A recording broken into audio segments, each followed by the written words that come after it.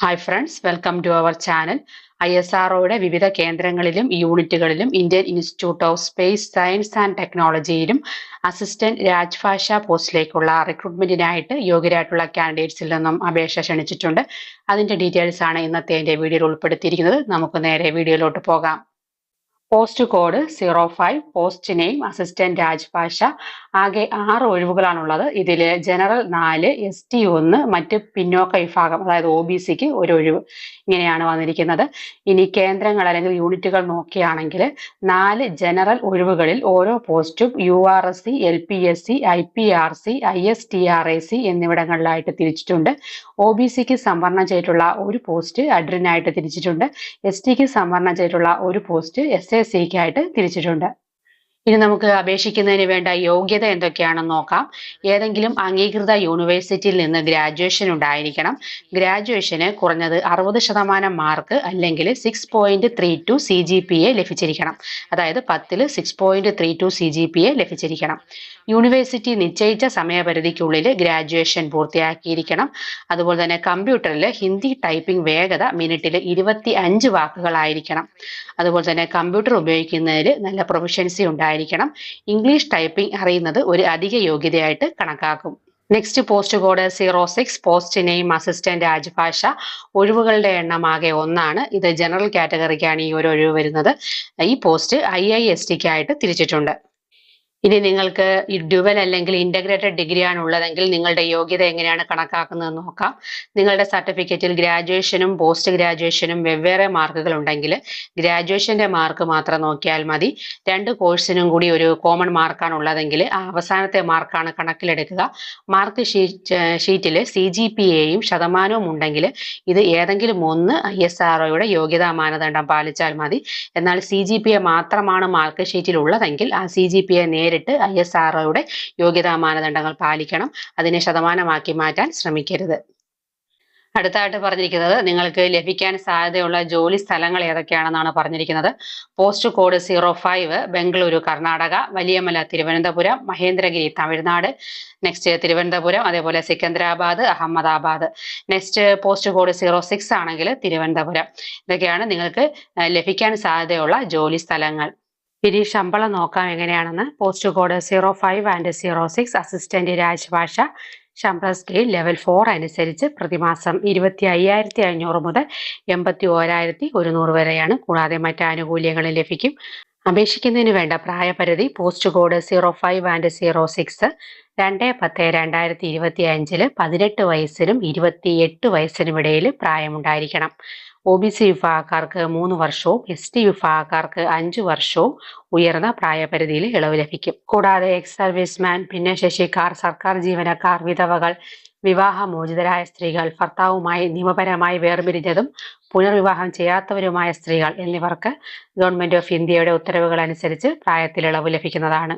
പ്രധാനപ്പെട്ട 2 കാര്യങ്ങൾ കൂടി ശ്രദ്ധിക്കുക. OBCക്കാർക്ക് സംവരണം ലഭിക്കണമെങ്കിൽ നിങ്ങൾ ക്രിമി ലെയറിൽ ഉൾപ്പെടാത്തവരായിരിക്കണം. ഇത് വ്യക്തമാക്കുന്ന സർട്ടിഫിക്കറ്റ് അപേക്ഷിക്കുന്ന സമയത്ത് നിങ്ങളുടെ കൈവശം ഉണ്ടായിരിക്കണം. അതുപോലെ തന്നെ ഈ പോസ്റ്റിലേക്ക് അപേക്ഷിക്കുന്ന ഭിന്നശേഷിക്കാർക്ക് ഇരിക്കാനും നിൽക്കാനും നടക്കാനും വായിക്കുവാനും എഴുതുവാനും കാണാനും കേൾക്കാനും സംസാരിക്കാനുമുള്ള കഴിവും ആവശ്യമാണ്. ഇനി സെലക്ഷൻ പ്രോസസ്സ് എങ്ങനെയാണെന്ന് നോക്കാം. ഈ ജോലിക്ക് 2 പ്രധാനപ്പെട്ട പരീക്ഷകളാണുള്ളത്, റിട്ടൺ ടെസ്റ്റും സ്കിൽ ടെസ്റ്റും. ആദ്യം നിങ്ങൾ ഓൺലൈനായിട്ട് സമർപ്പിച്ച അപേക്ഷയുടെ അടിസ്ഥാനത്തിൽ ഒരു സ്ക്രീനിങ് ഉണ്ടാകും. അതിനുശേഷം തിരഞ്ഞെടുക്കപ്പെടുന്നവരെ മാത്രം റിട്ടൺ ടെസ്റ്റിന് വിളിക്കും. റിട്ടൺ ടെസ്റ്റ് നോക്കുകയാണെങ്കിൽ ഇത് 120 മിനിറ്റ് ദൈർഘ്യമുള്ള 4 പാർട്ടുള്ള ഒരു മൾട്ടിപ്പിൾ ചോയ്സ് പരീക്ഷയായിരിക്കും. ഓരോ പാർട്ടിലും നിങ്ങൾ പ്രത്യേകം പാസ് മാർക്ക് നേടണം. ജനറൽ വിഭാഗത്തിൽ ഓരോ ഭാഗത്തിനും 50% മാർക്കും സംവരണ വിഭാഗങ്ങൾക്ക് 40% മാർക്കും വേണം. റിട്ടൺ ടെസ്റ്റിലെ മാർക്കിന്റെ അടിസ്ഥാനത്തിൽ ഒഴിവുകളുടെ 5 ഇരട്ടി കാൻഡിഡേറ്റ്സിനെ സ്കിൽ ടെസ്റ്റിലേക്ക് തിരഞ്ഞെടുക്കും. സ്കിൽ ടെസ്റ്റ് എങ്ങനെയാണെന്ന് നോക്കുകയാണെങ്കിൽ ഈ പരീക്ഷയിൽ 2 പാർട്ടുണ്ട്. അതായത് കമ്പ്യൂട്ടർ ലിറ്ററസി ടെസ്റ്റും ഹിന്ദി ടൈപ്പിംഗ് ടെസ്റ്റും. ഹിന്ദി ടൈപ്പിംഗ് ടെസ്റ്റിൽ മിനിറ്റിൽ 25 വാക്കുകൾ എന്ന വേഗതയിൽ കമ്പ്യൂട്ടറിൽ ഹിന്ദി ടൈപ്പ് ചെയ്യണം. ഫൈനൽ സെലക്ഷൻ വരുന്നത് സ്കിൽ ടെസ്റ്റിൽ വിജയിക്കുന്നവരുടെ റിട്ടൺ ടെസ്റ്റിലെ മാർക്കിന്റെ അടിസ്ഥാനത്തിലായിരിക്കും ഫൈനൽ സെലക്ഷൻ നടത്തുക. അതുപോലെ തന്നെ റിട്ടൺ ടെസ്റ്റിനുള്ള സ്ഥലം പിന്നീട് അറിയിക്കും. അഹമ്മദാബാദ്, ബംഗളൂരു, ഭോപ്പാൽ, ഭുവനേശ്വർ, കൊൽക്കത്ത, ന്യൂഡൽഹി, തിരുവനന്തപുരം തുടങ്ങി 18 സിറ്റീസിൽ നിന്ന് നിങ്ങൾക്ക് പരീക്ഷാ കേന്ദ്രം തിരഞ്ഞെടുക്കാം. അപേക്ഷകരുടെ എണ്ണം അനുസരിച്ചായിരിക്കും കേന്ദ്രങ്ങൾ അനുവദിക്കുക. റിട്ടൺ ടെസ്റ്റിനും സ്കിൽ ടെസ്റ്റിനും തിരഞ്ഞെടുക്കപ്പെടുന്നവർക്ക് ഇമെയിൽ വഴിയോ SAC വെബ്സൈറ്റ് വഴിയോ മാത്രമേ അറിയിപ്പ് ലഭിക്കൂ. അതുകൊണ്ട് തന്നെ നിങ്ങളുടെ ഇമെയിൽ ID കൃത്യമായിട്ട് നൽകുകയും ഇമെയിലും വെബ്സൈറ്റും പതിവായിട്ട് ചെക്ക് ചെയ്യുകയും ചെയ്യുക.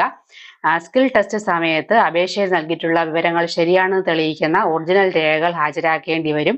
അപേക്ഷയിൽ നിങ്ങൾ നൽകുന്ന കാസ്റ്റ്, കാറ്റഗറി തുടങ്ങിയവയൊന്നും ചേഞ്ച് ചെയ്യാനായിട്ട് സാധിക്കില്ല. കേന്ദ്ര അല്ലെങ്കിൽ സംസ്ഥാന സർക്കാർ ജോലികളിലോ പൊതുമേഖലാ സ്ഥാപനങ്ങളിലോ ജോലി ചെയ്യുന്നവരാണെങ്കിൽ സ്കിൽ ടെസ്റ്റ് സമയത്ത് NOC ഹാജരാക്കേണ്ടി വരും. ഇനി അപേക്ഷ ഫില്ല് ചെയ്യുമ്പോൾ ശ്രദ്ധിക്കേണ്ട കാര്യങ്ങൾ എന്തൊക്കെയാണെന്ന് നോക്കാം. ഈ നോട്ടിഫിക്കേഷനിൽ 2 തരം പോസ്റ്റുകളുണ്ട്. ISRO കേന്ദ്രങ്ങളിലെ ഒഴിവുകൾക്ക് പോസ്റ്റ് കോഡ് 05 ഉപയോഗിച്ച് അപേക്ഷിക്കണം. അതുപോലെ തന്നെ IISTയിലെ ഒഴിവുകൾക്ക് പോസ്റ്റ് കോഡ് 06 ഉപയോഗിച്ച് പ്രത്യേകം അപേക്ഷിക്കണം. നിങ്ങൾക്ക് 2 പോസ്റ്റുകൾക്കും അപേക്ഷിക്കാനായിട്ട് സാധിക്കും. ഒന്നിലധികം പോസ്റ്റുകൾക്ക് അപേക്ഷിക്കുമ്പോൾ റിട്ടൺ ടെസ്റ്റിനുള്ള കേന്ദ്രം 2നും ഒരേപോലെ തിരഞ്ഞെടുക്കണം. ഓരോ അപേക്ഷയ്ക്കും ഫീസ് പ്രത്യേകം അടയ്ക്കേണ്ടതാണ്. അപേക്ഷയോടൊപ്പം ആവശ്യമായിട്ടുള്ള എല്ലാ രേഖകളും ഓൺലൈനായിട്ട് അപ്ലോഡ് ചെയ്യണം. അതായത് 6 മാസത്തിനുള്ളിൽ എടുത്ത passport size photo, signature, date of birth, വിദ്യാഭ്യാസ യോഗ്യത, കാസ്റ്റ്, ഡിസബിലിറ്റി തുടങ്ങിയ തെളിയിക്കുന്ന സർട്ടിഫിക്കറ്റുകൾ PDF ഫോർമാറ്റിൽ അപ്ലോഡ് ചെയ്യുക. ഓൺലൈൻ രജിസ്ട്രേഷൻ പൂർത്തിയാക്കിയ ശേഷം നിങ്ങൾക്ക് ഒരു രജിസ്ട്രേഷൻ നമ്പർ ലഭിക്കും. ഇത് ഭാവിയിലെ ആവശ്യങ്ങൾക്കായിട്ട് സൂക്ഷിച്ചു വയ്ക്കുക. അപേക്ഷയുടെ ഒരു പ്രിൻ്റ് എടുത്ത് സൂക്ഷിക്കുന്നത് നല്ലതാണ്. ഒരു തവണ അപേക്ഷ സമർപ്പിച്ച് കഴിഞ്ഞാൽ അതിൽ പിന്നീട് ചേഞ്ച് വരുത്താനായിട്ട് സാധിക്കില്ല.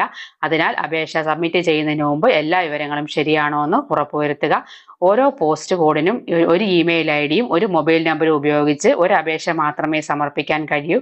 സബ്മിറ്റ് ബട്ടൺ ക്ലിക്ക് ചെയ്യുന്നതിന് മുമ്പ് വിവരങ്ങൾ ശരിയാണെന്ന് വീണ്ടും ഉറപ്പുവരുത്തുക. കാരണം അതിനുശേഷം തിരുത്താനായിട്ട് സാധിക്കില്ല. ഇനി ആപ്ലിക്കേഷൻ ഫീസ് എങ്ങനെയാണെന്ന് നോക്കാം. എല്ലാ കാൻഡിഡേറ്റ്സും തുടക്കത്തിൽ 500 രൂപ അപേക്ഷാ ഫീസായിട്ട് അടയ്ക്കണം. ഈ ഫീസിനൊപ്പം ബാങ്കുകളുടെ സർവീസ് ചാർജുകളും ഉണ്ടാകും. പരീക്ഷ എഴുതുന്നവർക്ക് മാത്രമേ ഫീസ് തിരികെ ലഭിക്കൂ. അപ്പോൾ ആർക്കൊക്കെയാണ് ഫീസ് പൂർണ്ണമായിട്ടും തിരികെ ലഭിക്കുന്നതെന്ന് നോക്കാം. സ്ത്രീകൾ, SC ST candidates, ex serviceman, PWBD candidates ഇവർക്കൊക്കെയാണ് ഫീസ് പൂർണ്ണമായിട്ടും തിരികെ ലഭിക്കുന്നത്. പരീക്ഷ എഴുതുന്ന മറ്റ് കാൻഡിഡേറ്റ്സിന് 100 രൂപ അപേക്ഷാ ഫീസായിട്ട് നിലനിർത്തിയിട്ട് ബാക്കിയുള്ള 400 രൂപ തിരികെ ലഭിക്കും. അപ്പോൾ ഫീസ് തിരികെ ലഭിക്കുന്നതിനായിട്ട് നിങ്ങൾ കൃത്യമായിട്ടുള്ള ബാങ്ക് അക്കൗണ്ട് വിവരങ്ങൾ നൽകണം. അപേക്ഷിക്കുന്നതിനുള്ള എലിജിബിലിറ്റി നോക്കുകയാണെങ്കിൽ ഇന്ത്യൻ സിറ്റിസൺസിന് മാത്രമേ ഈ പോസ്റ്റിലേക്ക് അപേക്ഷിക്കാനായിട്ട് സാധിക്കൂ. അതുപോലെ തന്നെ സ്ത്രീകൾക്കും പുരുഷന്മാർക്കും ഒരേപോലെ ഈ പോസ്റ്റിലേക്ക് അപേക്ഷിക്കാം. ജോലി സ്ഥലം പറഞ്ഞിട്ടുണ്ട്. പോസ്റ്റ് കോഡ് 05 തിരഞ്ഞെടുക്കപ്പെടുന്നവരെ ഇന്ത്യയിലെ ഏത് ISRO കേന്ദ്രത്തിൽ നിയമിക്കാം. അതേപോലെ തന്നെ പോസ്റ്റ് കോഡ് 06 തിരഞ്ഞെടുക്കപ്പെടുന്നവരെ തിരുവനന്തപുരത്തെ IISTയിൽ നിയമിക്കും. അപേക്ഷ സമർപ്പിക്കുവാനുള്ള അവസാന തീയതി 2025 ഒക്ടോബർ 2 വൈകുന്നേരം 5 മണി വരെ ആയിരിക്കും. നോട്ടിഫിക്കേഷനും അതേപോലെ തന്നെ അപേക്ഷിക്കുന്നതിനും www.sac.gov.in അല്ലെങ്കിൽ careers.sac.gov.in എന്ന വെബ്സൈറ്റുകൾ വിസിറ്റ് ചെയ്യുക. വീഡിയോ ഉപകാരമായെങ്കിൽ ലൈക്ക് ചെയ്യാനും ഷെയർ ചെയ്യാനും സബ്സ്ക്രൈബ് ചെയ്യാനും മറന്നു പോകരുത്. നമുക്ക് മറ്റൊരു വീഡിയോയുമായിട്ട് വീണ്ടും കാണാം.